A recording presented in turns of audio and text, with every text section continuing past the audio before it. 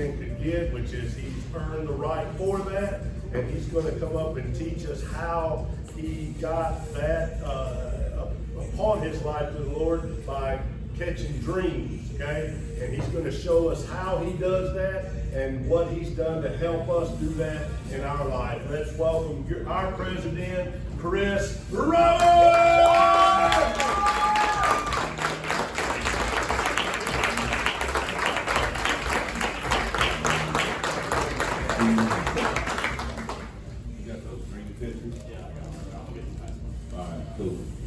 He's going to pass those out. Can y'all hear this? It's cutting out a little bit, I think, on me, but I want to try to save my voice.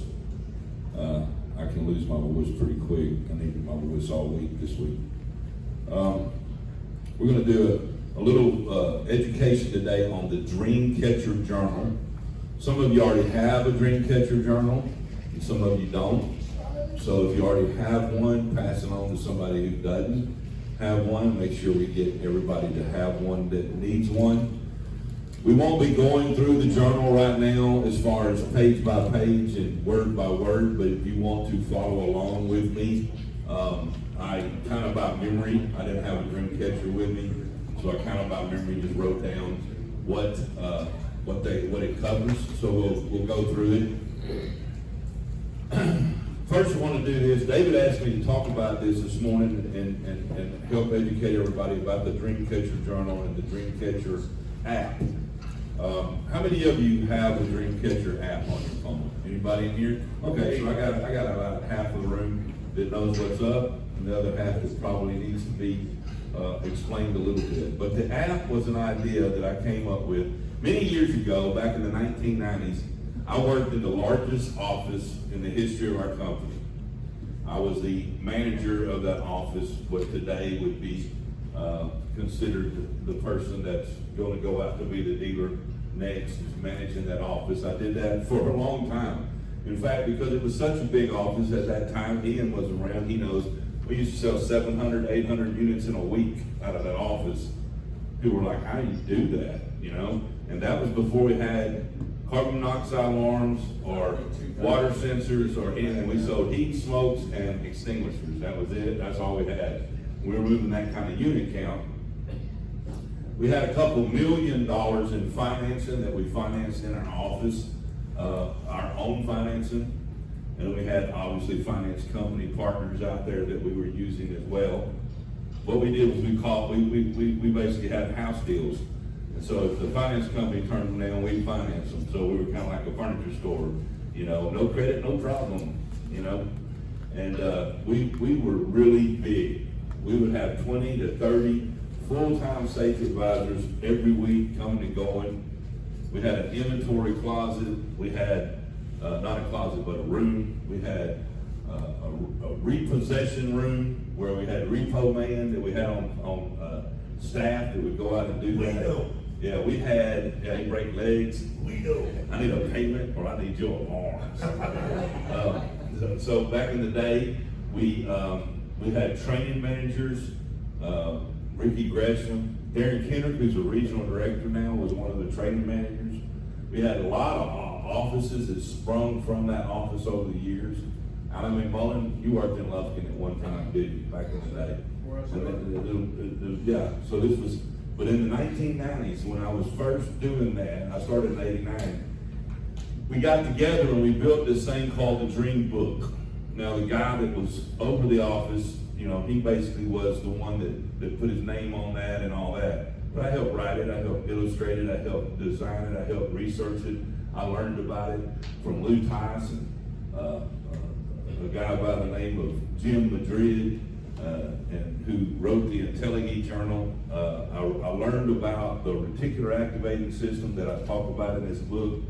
I learned how it worked, and that's what I want to share with you today. The reason I gave you that background is to tell you this is old as Methuselah. This has been around a long time, way before me, way before 1990s. It's not anybody's personal information. This is stuff that's easy to find and it's easy to corroborate. In fact, it's so old, it's as old as Solomon. Because if you read the Bible, there's a lot of this in the Bible. I mean, it's old stuff. But it works. And it works on the human brain. okay? Because the way you're created, your brain is like a supercomputer, and you don't tap into most of your brain. You only tap in a little bit of it. But if you will learn that what you have given to you by the Creator is a computer, and you'll learn that it works a certain way and why it works that way, then maybe you'll believe in using those tools that are in your brain to achieve bigger, better, and more, okay? Because that's what we're here for. We're here to live life abundantly, right? We're here to impact other people, have a purpose. We're here to glorify God. And God is the ultimate, in the universe of everything. He's the creator. So how would you glorify Him? To be bigger, better, and stronger. Not be weaker, meeker, and all those things, right? So He wants us to be big, and He wants us to achieve our dreams. Because when you achieve your dreams, you can help other people. You can help other people achieve their dreams. And that's where it comes back to what we talked about at the World Meeting this year, impact. Making an impact on other people. How do I make an impact on other people if I haven't made an impact on my own life? So we're going to talk about the reticular activating system and the dream catcher. Now, I titled this called the dream catcher because there's an old Indian myth about the spider web looking thing, with the feathers that hang off of it. David, my truck has one hanging off the rearview mirror. I've had it since I wrote this little brochure. I don't call it a book because it's just a little pamphlet, but the dream catcher's on the front there. That in Indian mythology was used to put over someone who was sleeping to catch the negative, bad nightmares that would come to them, and that's why it's called a dream catcher. Catch their bad stuff, okay? And then if you look at the mythology and you learn about it, the little hole in the middle is supposed to let the good stuff through. But the outside, the mesh network, is supposed to catch the bad stuff. And so that's what they thought about that dream catcher. That's what they would hang them over them when they slept. Well, you have one of those that God gave you by putting in your brain a thing called the reticular activating system, or the RAS, or if you want to do like I do, call it the RAS, because it's easy to say. But the RAS in your brain is basically what filters out. It filters out good and bad stuff, just like that dream catcher from the Indian mythology, okay? So here's an example of it. If you were at a party, Jeff, and you and I are talking, we're over here telling jokes, right? And then all of a sudden, across the room over there, Bryson says, well, Jeff Fox, even though you're talking and there's a lot of stuff going on in the room, your reticular activating system, your RAS, is going to let that in because it's either threatening or valuable to Jeff. And you're going to be like listening to me tell the joke, but you're going to hear him say, well, Jeff Fox, and you're going to look like that to see, why is he talking about me? Is he saying something good about me or something bad about me? That's what happens. And so that filter is there because if not, we'd all be super ADD, like 5 buzzing, car going by outside, the light changes outside. We couldn't focus on anything. But what it does is it makes you only focus on what's threatening or valuable to you, right? At that moment. Now, here's another example of it. Have you ever said, I'm going to rent a new house or I'm going to buy a new house? And you all of a sudden the next day after making that decision, you see 1,000 for rent signs or 1,000 for sale signs that you never saw before. All of a sudden, you've told your brain that it's important to you to find a new place to habitat. And I need that. And then your reticular activating system goes, that's important to us, then we're going to let that information in. Whereas normally, it just kind of fades out on your drive to wherever you're going, okay? Another great example of it, how many of you ever bought a new car?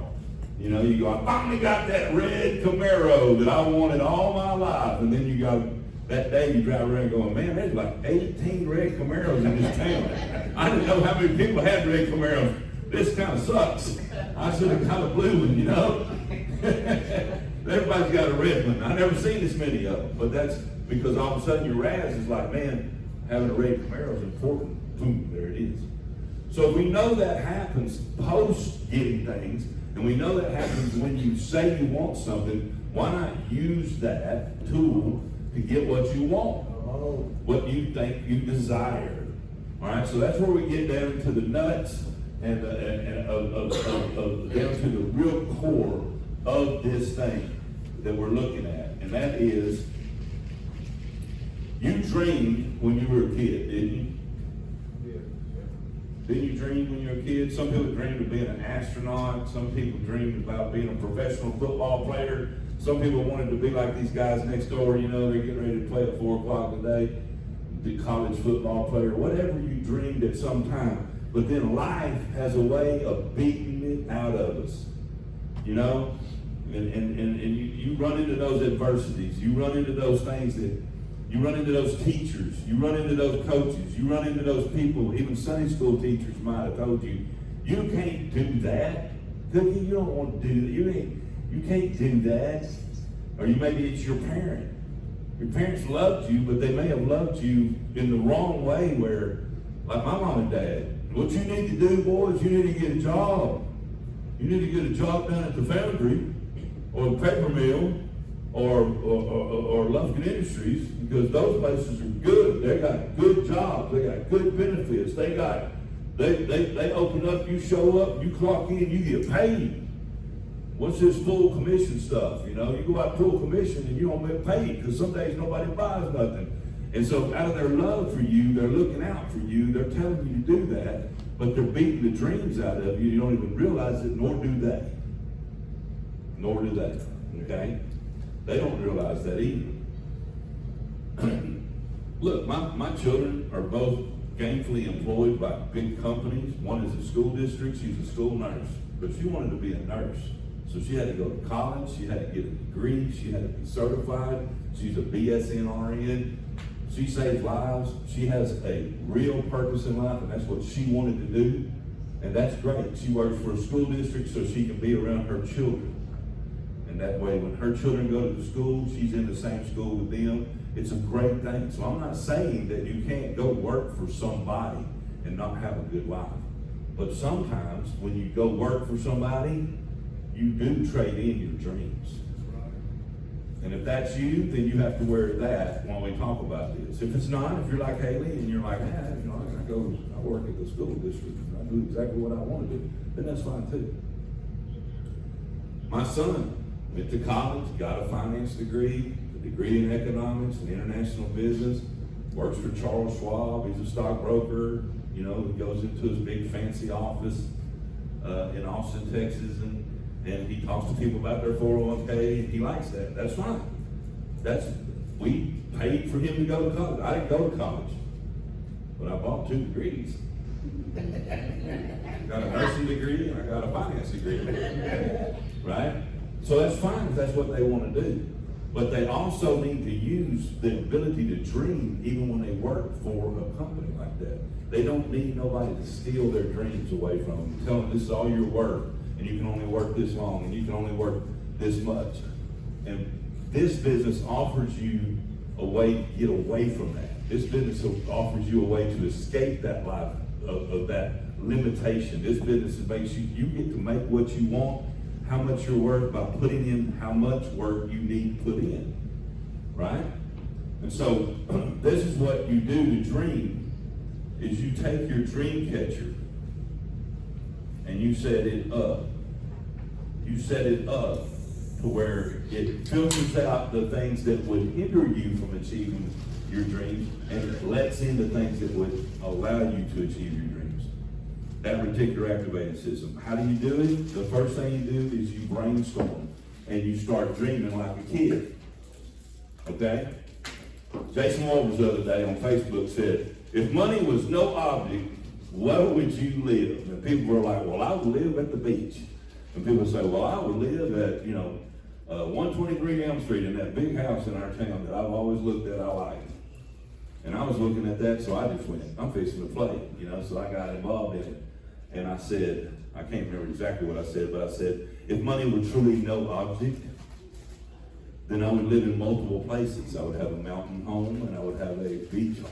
I would have an island home. And if money were truly no object, I wouldn't worry about my children living by me, because my children would not have to work, and they would live in the compound on the beach and in the mountains with us. And they could go where they wanted to go when they wanted to, but if they wanted to come back and check in at home base, we would have home base if money were no object.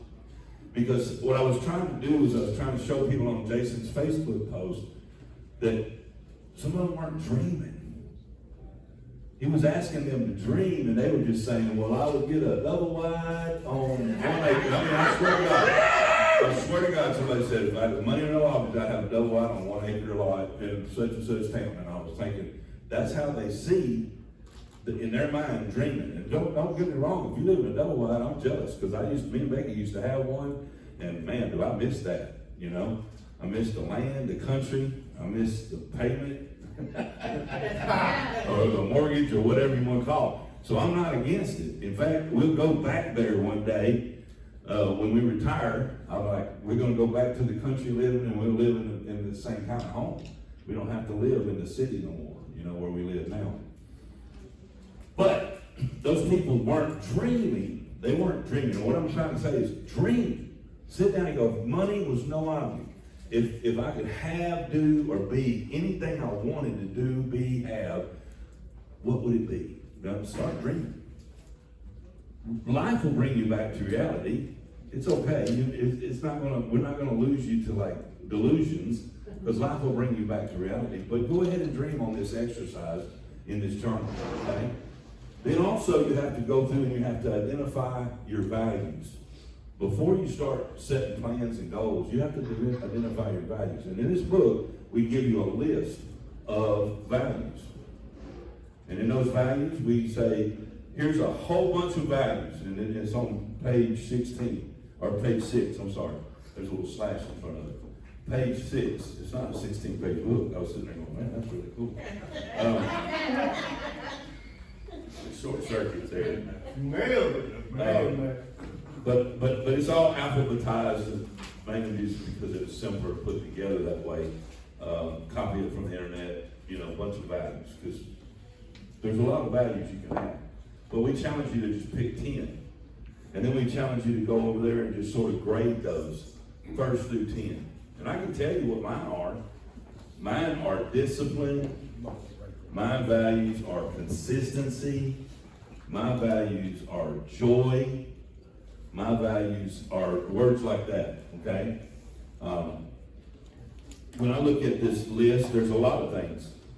I had a guy one time when I was teaching this in a dealership. He said, what if you don't like your values when you get through?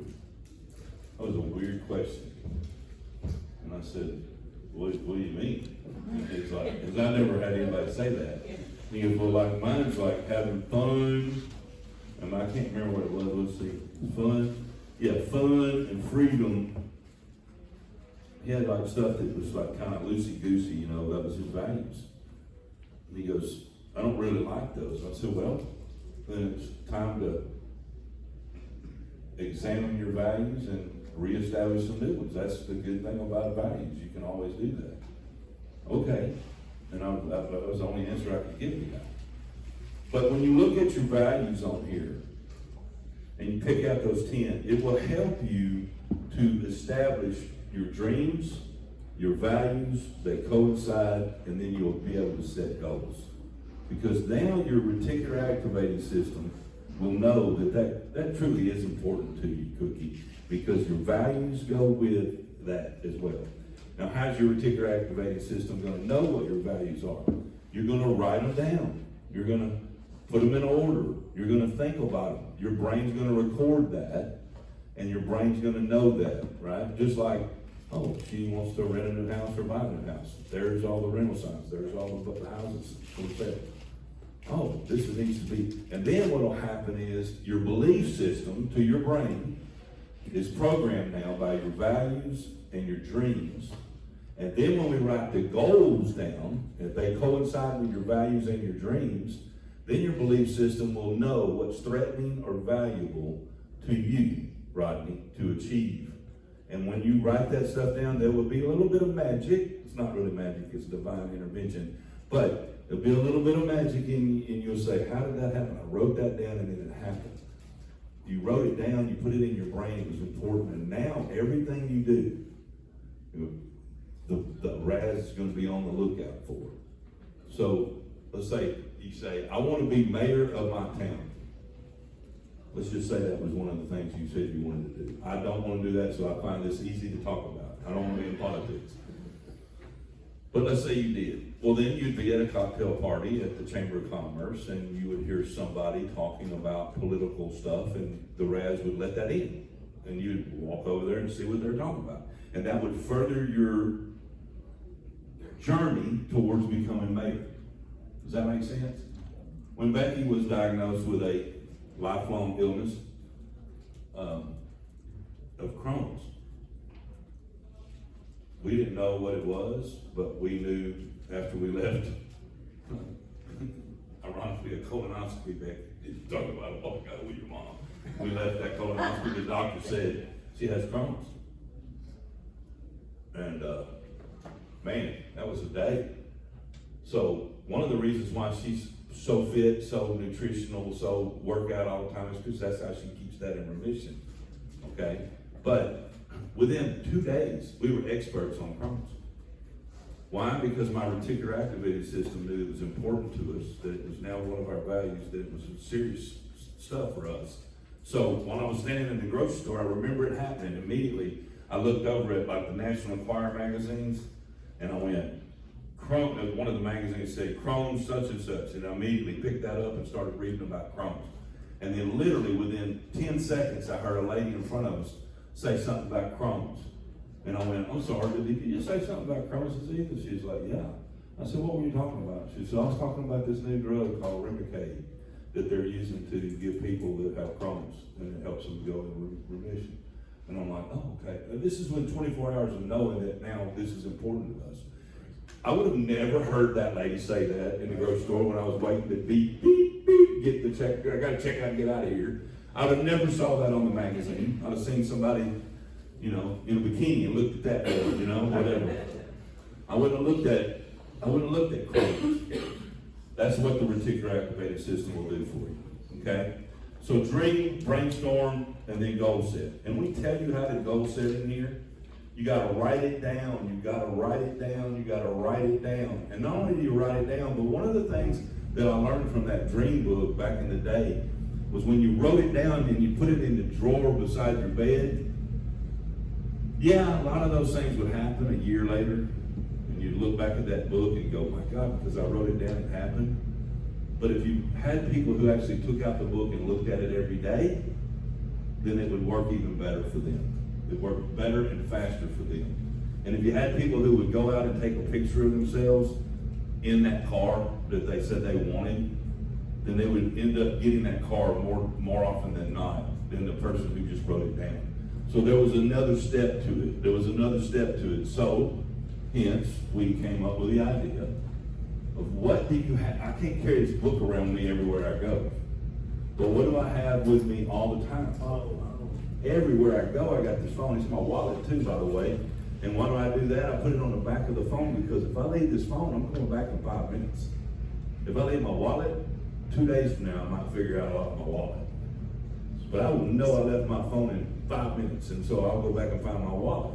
And that's why I do that. Now, I also have a dream catcher in this phone. And it has a cool feature, which is every morning I get a push notification of my goals. A random goal that I've written in my deal comes up every morning. And I got one this morning. And I got an affirmation today too. And I'm going to move right along to the affirmations as well. The affirmation I got this morning was share the gospel with someone every day. Ask God to give me, ask God to give you an opportunity every day. That's just an affirmation. Do I do it every day? No. But every day I get, not every day, randomly I get that affirmation. It reminds me of my other affirmations. I have a ton of affirmations in here, and I'm going to give you some examples of that. This is where I get a little bit vulnerable real fast. And I'll talk about the affirmations that I do have in my Dreamcatcher app. If I can get it to come up on the internet. There we go. Now, when you do affirmations, you write them. They're very simple to write. We talk about this in this book. If you want to read the book, it'll tell you exactly how to do it. But today I choose to be happy is an affirmation. Today I choose to be happy. It's a choice. Kimberly said that, right? It's a choice. All right, so it's a choice. I have a decided heart. That's an affirmation. Sometimes, randomly, that one comes up in the morning, and I just look at it and I go, yeah, that's right. Today I want to remember I have a decided heart. I take action. These are very simple. I seek wisdom. David talked about that. Wise people seek wisdom. I want to be wise, so I seek wisdom. And then you can get real serious. You can get really big, long affirmations too. Like leaders win, I win, winners always win. I was born into leadership, I was trained into leadership, I am surrounded by leadership, I possess tribal knowledge that no one else has, I am a leader. So that's a long one that I wrote. Sometimes the right answer is no answer. I take my time and inform those with questions that I will think about things and I get back to them. That's an affirmation. That's telling me how I think, that's telling me what to think, that's telling me how to make decisions.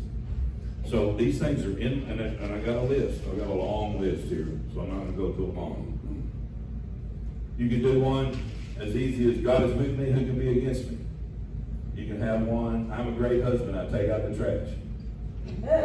That's in there. I make up my bed. I pick up my dirty clothes. I provide my wife with a home and many of her desires. She is the apple of my eye. I'm obsessed with her. That's an affirmation. Now, is that how I feel 24 hours a day? Not all the time. But because I have an affirmation, it reminds me to feel that way. Does that make sense? That makes sense. I'm sure you don't need that reminder. No, I do sometimes. I have and she does too. And she does too. I was talking to this guy today. He goes, it's hard to believe y'all been married 33 years. Cookie said last night, when we first met y'all, I thought y'all were newlyweds or like your second or third marriage. And because of the way you treat each other. And I'm like, yeah, that's cool. But, you know, even if you just had a roommate that just did everything like you did, 33 years is a long time to live with a roommate, you know, that likes to play the same video games as you, go fishing when you do, play golf with you, you face half the bills, like, you know, what all that. I mean, you still would have a problem sticking out with the same person for 33 years. So it's tough no matter who you're married to. But if you keep focused on the right thing, it's a lot easier. And it's obtainable. And when you see people who obtain it, you should look at how and why they do. And then you might want to copy them. That's right. I hear everyone out. I listen to ideas and feedback from everyone. I discern the best ideas. I filter their ideas that will help my team and to me to achieve our goals. I focus on the person I'm with. I live in the moment. I enjoy my present company. I ask questions of those who I'm connecting with. I care about others and what interests them more than I care about what interests me. Why do I say that, Tim? Because I have a tendency to be listening to you and thinking about something else and looking at my phone. And I know that's a crappy tendency. So I want to be better at that. So I have an affirmation that makes me say, no, that's not how you act, Chris. You focus on who you're talking to. You listen to them. All right?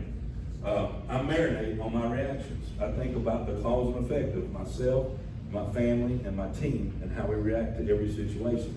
I discern the ways that my decisions will impact the goals of our team. I save money. That's a great affirmation. I retain money. I seek the security that money provides me. I'm a money magnet. That's great. Now, does that mean I am that? No, it means I actually have a problem with that. I can spend money faster than you can. I promise you. Okay? I told Ray Jones one time, I said, Ray, you can't outpay me. If you pay me more money, I'll just spend more money and I'll need to make more money. Don't worry about paying me too much. You know? You pay me $1 million a year, I'll buy a yacht. It'll be a $2 million yacht and it'll have $1 million a year crew on it. And I have to go make more money. So you ain't gonna pay me. But it would be nice to be, I save money, right? So you start developing those affirmations to help you get where you want to be. And the only way you know where you want to be is if you'll do this dream catcher and you'll figure out your values and you'll figure out your goals. And your goals need to be, hey, I want $10,000 in the bank. And I can tell you guys and gals this. There was a time in my life in this business where I didn't have $10,000 in the bank. So I remember writing that down. I also remember writing down, I want $100,000 in the bank.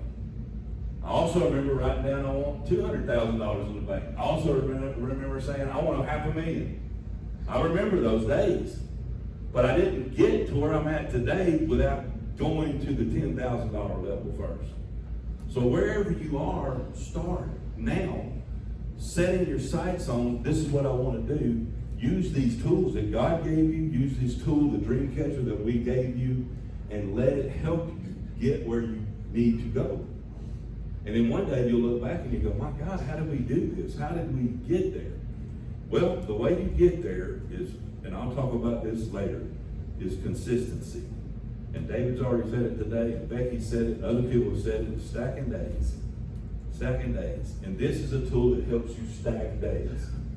This is a tool that helps you refocus your affirmations. Affirmations are prayers. That's what they are. You're writing those prayers to say, this is who I want to be. Okay? And so, use this tool, and you will find that in a matter of time, not quick, not get rich quick, but in a matter of time, that you'll get rich in every avenue of your life. You'll be a better husband, you'll be a better father, you'll be a better friend. I mean, there's affirmations in here that say I'm a good parent. There's affirmations in here that say I'm a good son.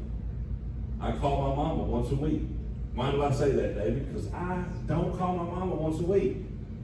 My son calls his mama every day. But I don't have time to call my mama a lot of times because I work so much. And so then when I do have the time, I'm like, she's asleep. So I'm not going to call her and wake her up. Then I'll call in the morning, my dad, well, she's asleep. She didn't sleep good last night. So I talk to my dad a lot, but then I don't talk to my mom as much. So I've got to really carve it out. So the affirmation reminds me, I call my mama. So then I go, I gotta call my mama. You see what I'm saying? That's how you use affirmations to make you better, to make you more consistent, and then in the long run, make you an impact player on a team that will make a difference.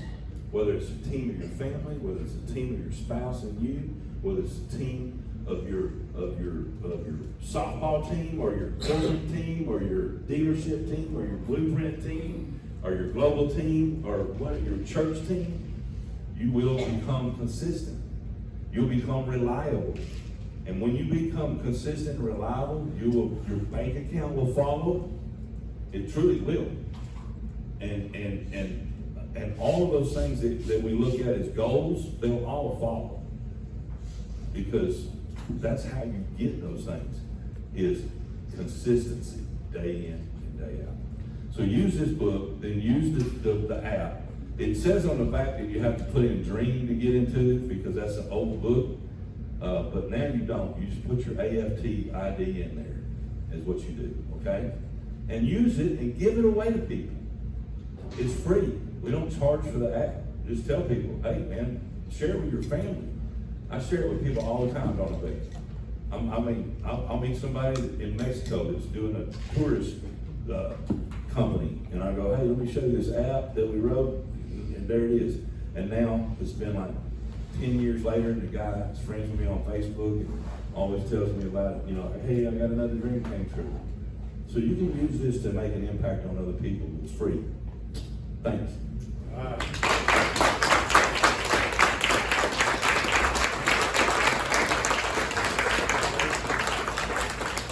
Okay, ladies and gentlemen, it's been an absolutely fantastic morning. We will now break for lunch. We will have an on-time drawing at 1:30. So that means you're in this room at what time? 1:30. No, you're late. 1:15. Oh, that got on time. All right, go to lunch, have a great lunch, and we'll see you when you get back.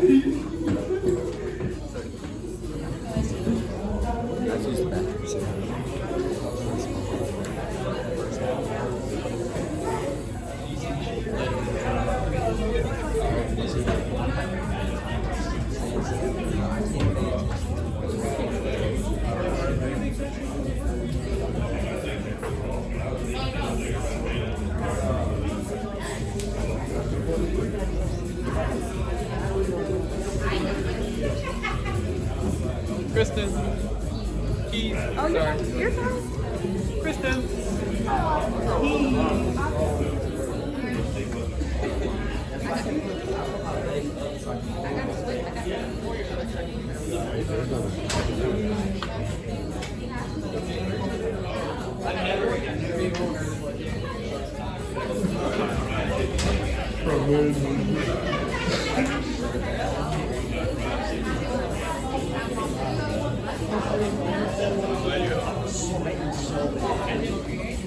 think it's fine now.